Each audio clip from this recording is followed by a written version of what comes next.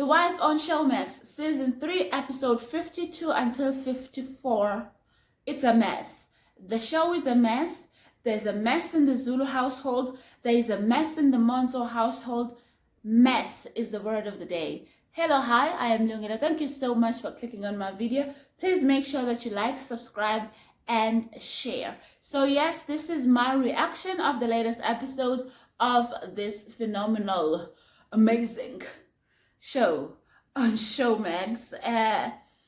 The next 3 episodes, I really hope they are the last, because I'm fine. I'm fine with the show. It can end now. I mean, Xoli is dead. What else is left, you know? Oh, for naledi and Qhawe to be officially together. Oh, I forgot that this show was about their love story. Supposedly, I don't know, they're just extras in their own show, really. They should never have been in the cover. The king should have been in the cover, and then Shlomo should have been in the cover. But anyways, let me get into this mess. So we all know that Xoli and her mother have been having this entire plan of bringing down the Zulu family, of making the Zulu family pay for killing the Majola brothers in season 2. Fast forward, she and her mother are stealing money from the Zulu family. Now, how did they get to steal money from the Zulu family? Because her mother decided that Xoli needs to be sleeping with Qhawe to soften Qhawe so that she can easily manipulate Qhawe so that she could get access into their financials. And Xoli did just that. Okay?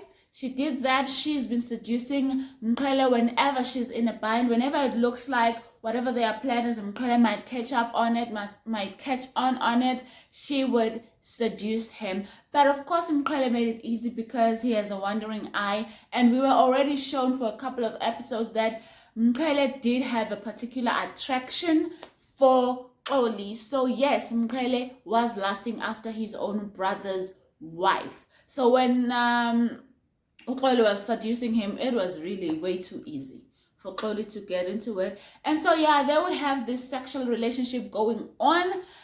Numerous times they were boinking. Qhawe was loving it. Qhawe was enjoying the thrill of cheating on his wife with his brother's wife. Like, he had no shame. He was not embarrassed. He was not thinking about his brother or his wife whenever he was itching for Xoli. So in these past 3 episodes, the Zulu family is aware that somebody has been stealing money from them. They're trying to find out who, and Xoli and her mother are panicking that they're in danger. They already put in their exit strategy into place. Xoli's mother got passports for them so that they can take the money and run.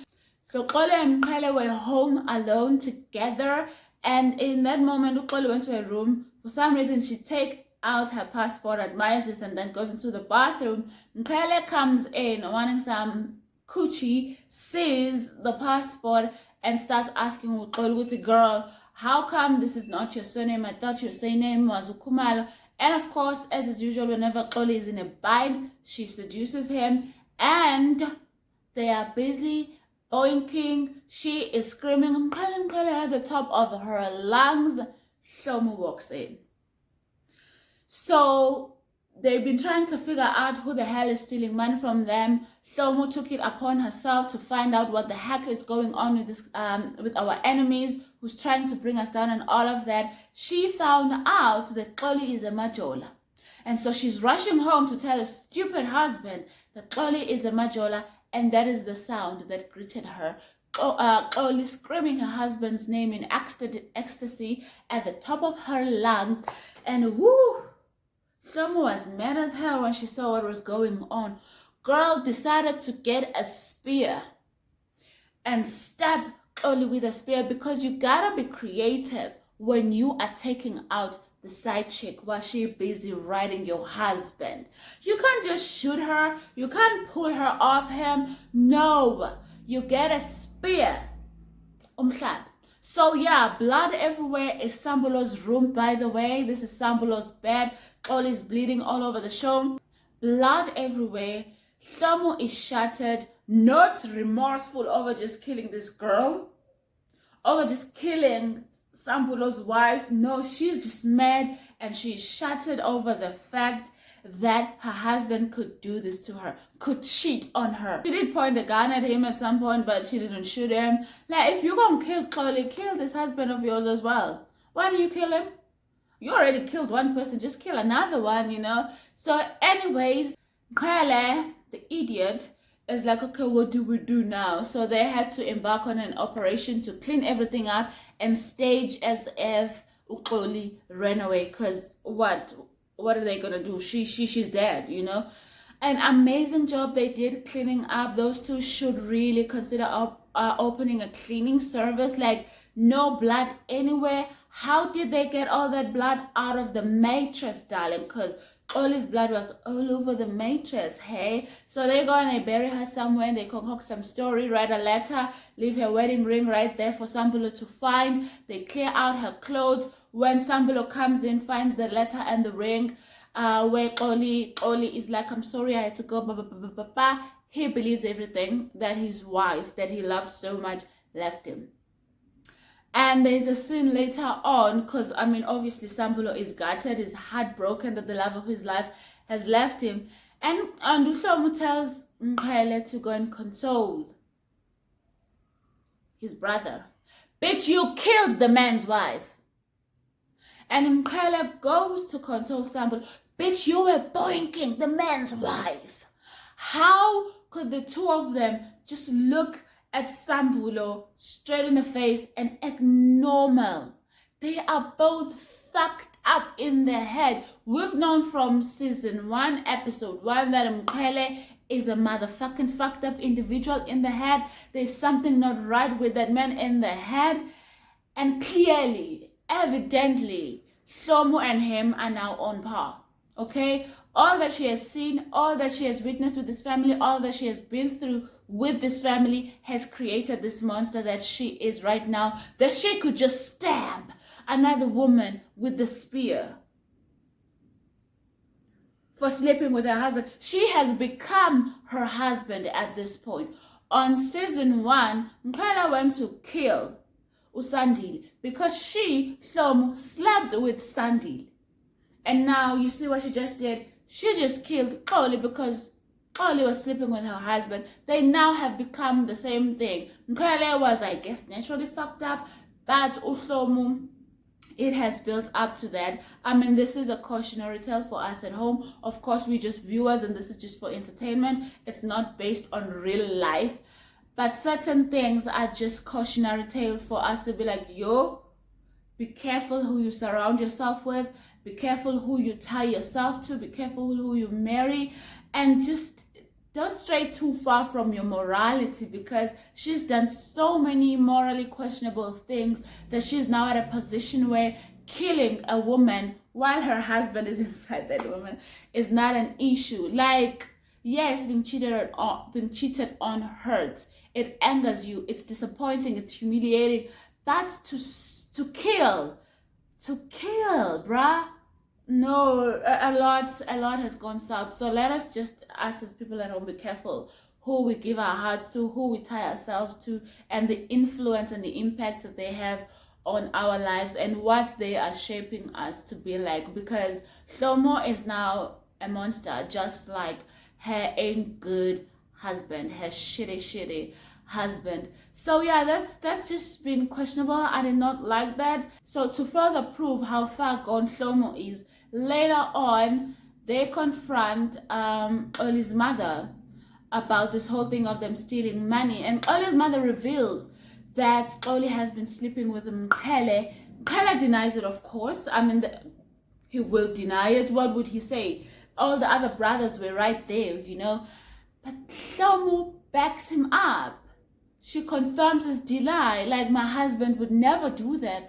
And of course, Sambulo doesn't pay it no mind. Sambulo doesn't think this woman who's been stealing from us, this woman who's our enemy, would say that my wife was sleeping with my brother. Ain't no way, you know. So of course Sambulo believes Qhawe and Shlomo. He didn't even entertain the validity of this woman's statement because he just doesn't think his own brother would be sleeping with his wife, even though something like this has happened before in the family. Remember season 1? Shlomo, because she was mad at the family, slept with the other brother, Qhawe. So there is a lot of questionable things going on in this family. But what I do not like about this show is, number 1, the portrayal of the good guy. The good guy will be screwed over. I don't like that, you know. Sambula has been good to everybody in his family. Sambula was loving and doting to his wife. Yes, Xoli did try to fight the idea that she must sleep with Qhawe, but clearly she put the mission, which was to bring down the Zulu family, before her love for Sambula. So I don't like that the storyline perpetuates the narrative that the good guy will be screwed over, that the people around the good guy disregard his goodness. Like, Sambula has been good to his brothers, to the entire family. He's loyal to each and every one of them. So honestly, what happened to him is wrong. They were wrong for doing him this dirty. And honestly, I feel that, you know what, since the writers of the show did introduce the idea that, okay, Xoli no Qhawe will have this boinking going on.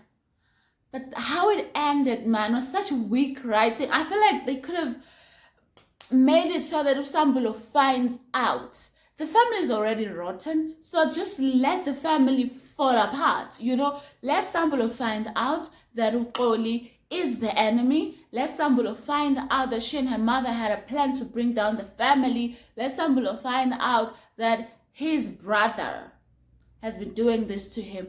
Just that would have given us more drama. So I don't know why they're protecting Sambula while fucking him over. Like, it's weak writing. I think it would have just been a better story if Sambula found out.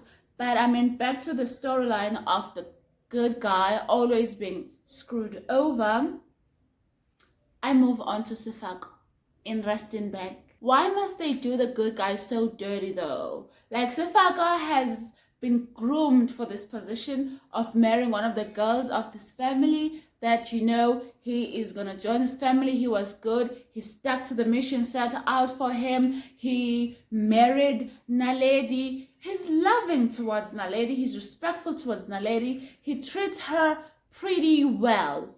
And what does Naledi do? Naledi doesn't know what she wants.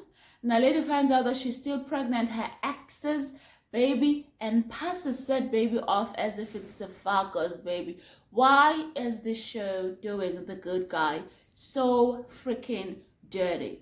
Like, they provided Sefako with an out, and then they had to change their mind on that, because during the Lobola negotiations, Titi, Naledi's sister, revealed that, hey, Naledi got skeletons in her closet, and Sefako and his family were ready to just let this whole thing fall apart.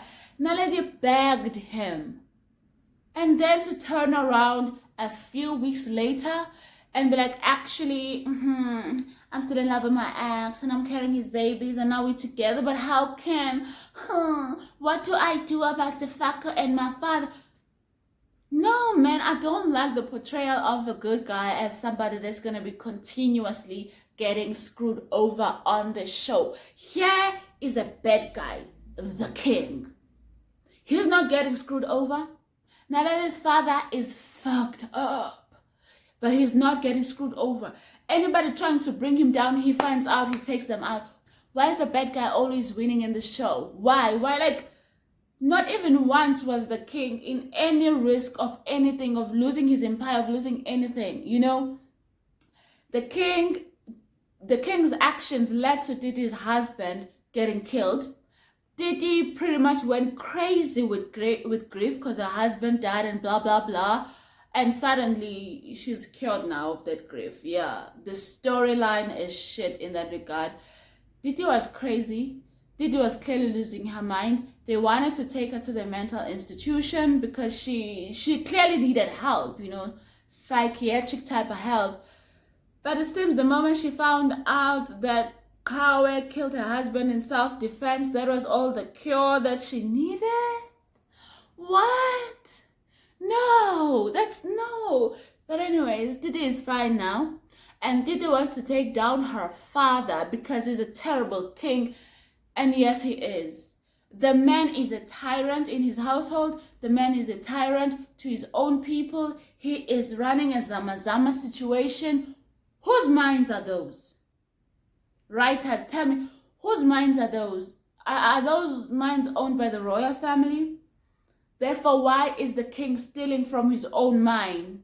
That doesn't make sense to me. It's not clearly explained who the mines belong to. If it's the king's mines, does he have a Zama syndicate stealing from his own mine that he is running? And I need more explanation in that regard. He rules with an iron fist. He's now threatening his council members because he found out that Titi is trying to overthrow him. And he's threatening the council members. He already killed one council member. I really don't care though about that. I don't care. I don't care about the Monzo storyline. I just want Naledi and Qhawe to be together, because the idea that was sold to us by Shwmax and the producers of the show is that this is Qhawe and Naledi's love story. Honey, we barely see those two. And when we do see them, it's literally for a minute and a half, and then the rest of the show is either the king being terrible or Qhawe. No, we were done wrong here. We were done wrong. The show has no direction. We don't know what the heck, what the fuck. But I really hope the next 3 episodes are the last 3 episodes, because enough is enough. I think that's right. Yeah, no, I'm not saying right. I think that is all that I have for today's episode. Once again, thank you for clicking on my video. Please make sure that you like, subscribe, and share.